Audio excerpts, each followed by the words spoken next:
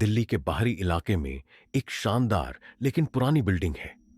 सब कुछ ठीक, फ्लैट भी सुंदर, पर उसका एक ही अजीब नियम है, कोई किराया नहीं लगता। लोग वहां रहने आते हैं, लेकिन एक से ज्यादा रात कोई टिकता नहीं। कहते हैं रात 2 बजे बिल्डिंग की दीवारें सांस लेती हैं और लिफ्ट खुद ब खुद ऊपर नीचे चलती है, बिना बिजली के भी। जो सबसे आखिरी किराएदार वहां रहा था, वो आज भी फ्लैट नंबर 404 की बालकनी में खड़ा दिखता है, जबकि वो 4 साल पहले मर चुका है। चलो दोस्तों, आज की कहानी की ओर बढ़ते हैं। दिल्ली के बाहरी इलाके में, जहां शहर का कोलाहल थोड़ा शांत हो जाता है, वहां एक बिल्डिंग खड़ी है, आदित्य टावर। ऊंची, चमचमाती, देखने में बिल्कुल सामान्य, पर उसकी सबसे अजीब बात थी, किराया नहीं लगता। हां, आपने सही सुना। इस बिल्डिंग में रहने के लिए कोई किराया नहीं देना पड़ता। ना सिक्योरिटी डिपॉजिट, ना कोई रेंट एग्रीमेंट, कुछ भी नहीं। बस आओ, फ्लैट लो और रहने लग जाओ। लेकिन उस बिल्डिंग में कोई 1 हफ्ते से ज्यादा नहीं रह पाता। मेरा नाम विवेक ठाकुर है। मैं पेशे से एक सिविल इंजीनियर हूं और दिल्ली में ही नौकरी करता हूं। 3 साल पहले एक दिन ऑफिस में मुझे अचानक नोटिस मिला, आपको अगले महीने तक घर खाली करना होगा। परेशान होकर मैं नया किराए का घर ढूंढने लगा। उसी समय एक OLX ऐड दिखा। 2 BHK, पूरी तरह से फर्निश्ड फ्लैट, दिल्ली के द्वारका एक्सटेंशन में फ्री फ्लैट, बिना किराए के। मुझे शक हुआ। मैंने सोचा कॉल ही करके देख लेता हूं। थोड़ी देर रिंग बजने के बाद किसी ने फोन उठाया। फोन उठाने वाला आदमी बहुत शांत था। उसने बस इतना कहा, देख लीजिए सर, फ्लैट तो सबको पसंद आता है, बस रातों से डर नहीं लगता तो आ जाए। मुझे थोड़ी हंसी आई। मैंने कहा, भूत प्रेत पर मैं भरोसा नहीं करता। शाम को मैं वहां पहुंचा। Aditya tower, block C, building बाहर से बेहद साफ, लिफ्ट नई, CCTV लगा हुआ। फ्लैट नंबर 404 दिखाया गया। दरवाजा खुला। अंदर का माहौल शानदार, वॉशिंग मशीन, टीवी, माइक्रोवेव, सब नया। ऐसा फ्लैट दिल्ली में फ्री। बात कुछ पच नहीं रही थी, मगर लालच भी कम नहीं था।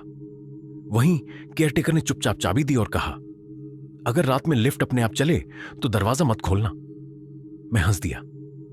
भाई, मैं भूतों से नहीं डरता।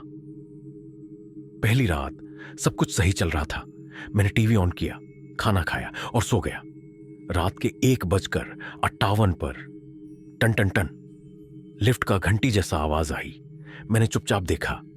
CCTV ऐप खोला। लिफ्ट ऊपर आ रही थी खुद ब खुद। बिजली बंद थी, फिर भी 2:01 पर लिफ्ट मेरी मंजिल पर आकर रुक गई। दरवाजा खुला, पर कोई उतरा नहीं। थोड़ी देर बाद मेरे दरवाजे पर दस्तक हुई। ठक ठक ठक। मैंने दरवाजे के छोटे होल से देखा। बिल्कुल सफेद चेहरा, बिना आंखों के सिर्फ गड्ढे, और होठों से सिर्फ एक शब्द फुसफुसा रहा था, मुझे मेरा किराया चाहिए। मेरे हाथ से फोन गिर गया।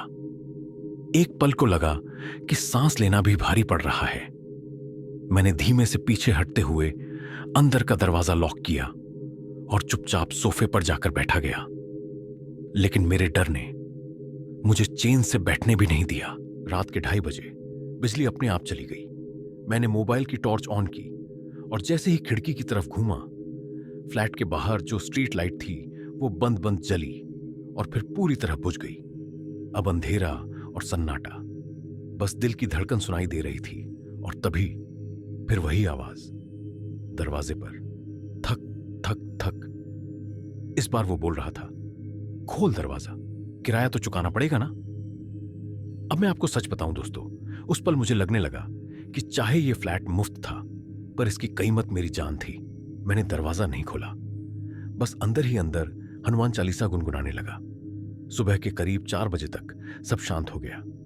लाइट वापस आई, फोन चालू हुआ, पर CCTV ऐप खोला तो जो देखा वो आज तक भूल नहीं पाया। फ्लैट के बाहर सामने लगे कैमरे में मैं खुद खड़ा था। मतलब अंदर भी मैं और बाहर भी। मेरे तो पैरों तले जमीन ही खिसक गई थी। फोन हाथ से गिरा। मेरे दिल धड़कना बंद होने को आई थी। मैं सामने स्क्रीन पर देख रहा था। बाहर CCTV में जो खड़ा था वो हूबहू मेरी शक्ल का आदमी था। वैसी ही टी शर्ट, वैसा ही पायजामा और चेहरे पर वैसा ही डर। लेकिन फर्क सिर्फ इतना था, उसके होंठ हिल नहीं रहे थे, सिर्फ आंखें मुझे घूर रही थीं, जैसे वो मुझे जानता हो। मैंने डर के मारे मोबाइल की स्क्रीन बंद कर दी, कमरे के कोने में बैठ गया। कोशिश की सोने की, पर आंखों के सामने बस एक ही सवाल घूमता रहा, अगर मैं यहां हूं तो बाहर कौन है? सुबह हुई, सूरज की रोशनी कमरे में आई तो जान में जान आई। मैंने जल्दी से अपने दोस्त अर्जुन को फोन किया, उसे सब कुछ बताया। वो बोला, रुक, मैं आता हूं। घंटे भर बाद अर्जुन आ गया, लेकिन जैसे ही उसने मेरा फ्लैट देखा, उसका चेहरा पीला पड़ गया। बोला, ये वही फ्लैट है ना जो 5 महीने पहले राघव ने लिया था? मैं बोला, कौन राघव? अर्जुन धीरे से बोला, राघव ने भी OLX पे यही एड देखा था, दिल्ली के द्वारका एक्सटेंशन में फ्री फ्लैट, बिना किराए के। उसने भी कहा था कि फ्लैट फ्री मिल रहा है, लेकिन रहने के कुछ ही दिनों बाद वो गायब हो गया।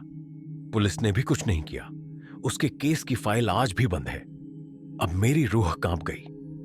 मतलब मैं जिस फ्लैट में रह रहा था, वहां पहले भी कोई गायब हो चुका था।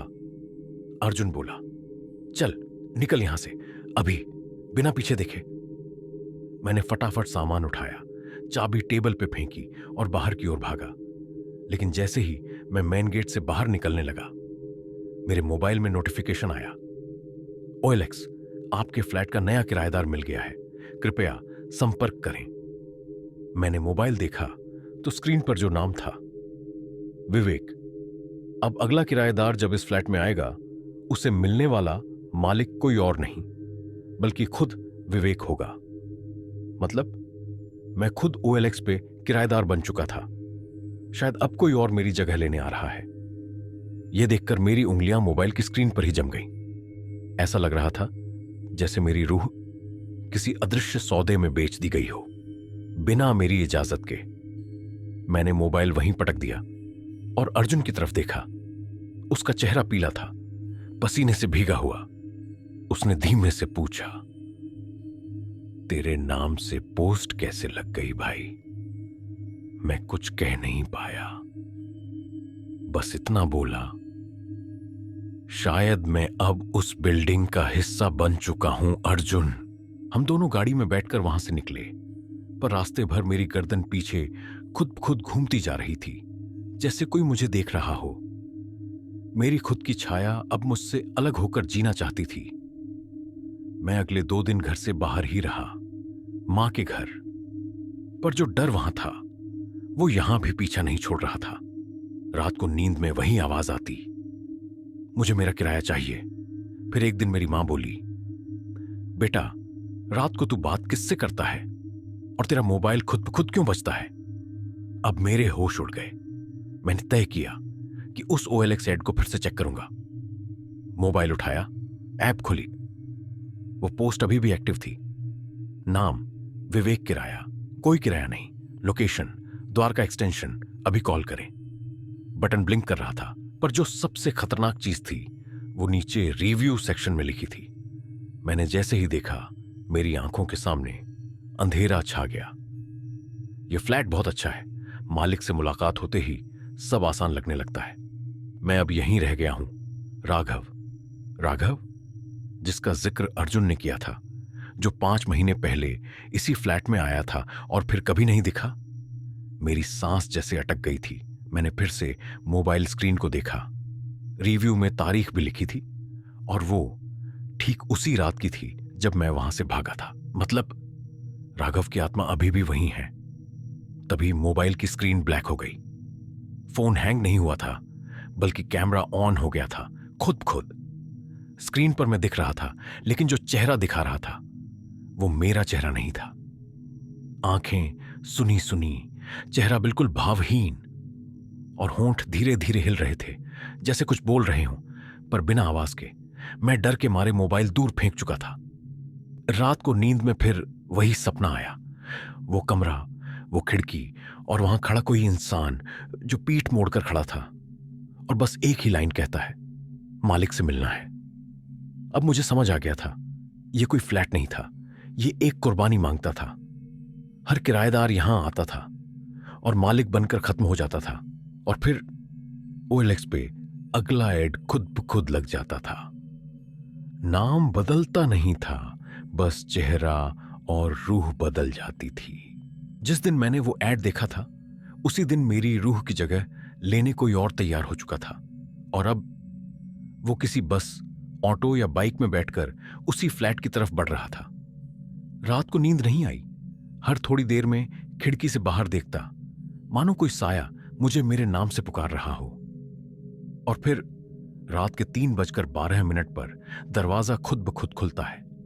दरवाजा धीरे धीरे, बिना किसी आवाज के, किसी ने उसे अंदर धकेला। मैंने डर के मारे खुद को कंबल में छिपा लिया, लेकिन अगले ही पल मेरे कान में किसी की धीमी फुसफुसाहट आई। अब तू बनेगा मालिक। मैं हकबकाया सा उठा, पर कमरे में कोई नहीं था। अलमारी का शीशा देखा, वहां मैं खड़ा था, लेकिन मेरी परछाई मुस्कुरा रही थी। वो मुस्कान मेरी नहीं थी। सुबह मोबाइल में नोटिफिकेशन आया, ईले किराएदार से संपर्क करें, शुभम 25 नोएडा से है। अब मुझे यकीन हो गया, मेरे अंदर जो डर रहा था वो अब मुझे हटाकर अपनी जगह बनाने आ रहा है। और शायद मैं अब सिर्फ एक नाम हूं, ओएलएक्स पे लिस्टेड, शरीर से गायब, लेकिन फ्लैट में हमेशा मौजूद। मुझे अब याद भी नहीं कि आखिरी बार कब मैंने आईने में अपनी परछाई देखी थी। अब जो दिखता है वो बस एक शकल है, मेरे जैसा दिखने वाला कोई और। जब शुभम नाम का लड़का उस फ्लैट में आया तो मैं उसके पीछे पीछे चल रहा था। वो मुझे नहीं देख सकता था, लेकिन मैं हर उस जगह मौजूद था जहां उसकी नजर नहीं जा रही थी। उसने जैसे ही अंदर पैर रखा, फ्लैट की बत्ती अपने आप जल गई। कमरे की दीवारों पर वो सारी चीखें गूंजने लगीं जो हम जैसे नामों ने मरते वक्त चीखें मारी थीं। हट जा, ये मेरा कमरा है। मैं तो सिर्फ एक रात रुका था, मालिक कौन है? मैं यहां कैसे आया? शुभम ने दरवाजा बंद किया और तुरंत ही एक फोन कॉल आया। मोबाइल पर वही ओएलएक्स नंबर था जिससे उसे लोकेशन मिली थी, लेकिन अब कॉल करने वाला कोई इंसान नहीं, बल्कि एक रिकॉर्डेड आवाज थी। स्वागत है आपके नए घर में, किराया नहीं देना पड़ेगा, बस नाम छोड़ जाना। अब मैं वहीं खड़ा था, दरवाजे के उस पार, देख रहा था कैसे एक और लड़का मेरे जैसे ही धीरे धीरे मिट रहा है। और ओएलएक्स पर अब अगला नाम अपडेट हो चुका है, किराया, कोई किराया नहीं, लोकेशन द्वारका एक्सटेंशन, संपर्क शुभम। शुभम शायद अब भी चैन की नींद सो रहा होगा। उसे नहीं पता कि अब वो भी वैसा ही नाम बन चुका है जैसा मैं कुछ महीने पहले बन गया था। ओएलएक्स पर उसका नाम दिखने लगा, लेकिन उसे खुद उस ऐप से लॉग आउट कर दिया गया था। उसके फोन की स्क्रीन काली पड़ी थी, लेकिन अंदर नोटिफिकेशन की आवाजें लगातार बज रही थीं।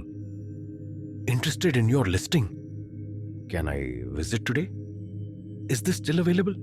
और सबसे डरावना मैसेज, मैं भी पहले इसी फ्लैट में रहा हूं, पर अब तुम मेरी जगह ले चुके हो।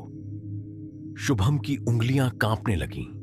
उसने तुरंत मोबाइल ऑफ करने की कोशिश की, पर स्क्रीन पर लिखा था, अब ये तेरे हाथ में नहीं है। कमरे की दीवारें फिर से सिसकने लगीं। टीवी अपने आप ऑन हो गया और स्क्रीन पर एक पुराना वीडियो चलने लगा। एक लड़का था, बैग उठाकर फ्लैट में घुसता है और मुस्कुराते हुए कहता है, भाई किराया नहीं है, क्या जुगाड़ है? शुभम वही वीडियो देख रहा था, पर वो लड़का कोई और नहीं, वो खुद था। उसके चेहरे की मुस्कान अब डर में बदल रही थी। टीवी की स्क्रीन से अचानक एक काली परछाई निकली, जिसने उसके कान में फुसफुसाकर कहा, अब तू भी लिस्ट हो चुका है।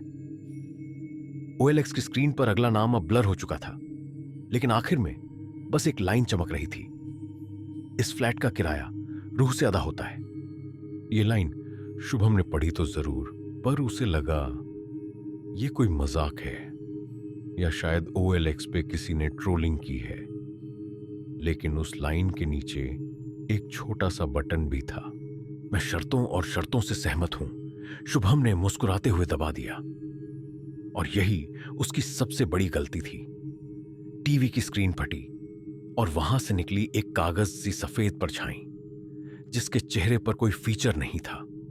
बस आंखों की जगह काले गड्ढे और मुंह की जगह एक सील बंद चीख। उसने धीरे से बोला, सम्मति मिल गई है। शुभम की सांस भारी होने लगी। उसे ऐसा लग रहा था कि जैसे उसके सीने से कुछ खींचा जा रहा हो, कोई धागा, कोई धुआं, कोई याद। कमरे की घड़ी उल्टा चलने लगी थी। 10 बजा, फिर 9:45, फिर 9:15, जैसे वक्त वापस मुड़ रहा था और शुभम का रुकना तय हो चुका था। बाहर दरवाजे पर दस्तक हुई। ठक ठक ठक। शुभम दौड़ कर गया, पर जैसे ही उसने दरवाजा खोला, वहीं OLX का एक और लड़का खड़ा था। भाई, वो फ्लैट वाला एड देखा था, फ्री रूम वाला, अंदर देख सकता हूं? शुभम हक्का बक्का देख रहा था, पर उसके मुंह से खुद ब खुद निकला, हाँ, अंदर आ जा, ये जगह तुझे बुला रही है। वो अब खुद सम्मति देने वाला बन चुका था। अब किराया सिर्फ उसकी रूह नहीं थी, अब वो दूसरों से रूह लेना भी सीख गया था। क्योंकि एक बार जब कोई हां कह देता है तो OLX पर ना किराया लगता है, ना कैंसिलेशन चार्ज। बस अगली रूह की बारी तय हो जाती है। पर अगली बार जब OLX पर फ्री किराए वाला फ्लैट दिखे तो एक बार पीछे मुड़कर जरूर देखना, क्या पता कोई तेरा नाम भी लिस्ट कर चुका हो। शुभम अब अकेला नहीं है, अब वो भी किसी का इंतजार कर रहा है, शायद तुम्हारा। लेकिन असली खेल तो अब शुरू हुआ है। अगली कड़ी में तुम जानोगे कौन है वो परछाई और क्यों ये फ्लैट कभी खाली नहीं रहता। अगर आपको लगा कि ये बस एक कहानी थी तो अगली कड़ी मत देखना, क्योंकि वहां कहानी नहीं, किसी की हकीकत छुपी है। सब्सक्राइब कर लो, वरना अगला नाम तुम्हारा भी हो सकता है।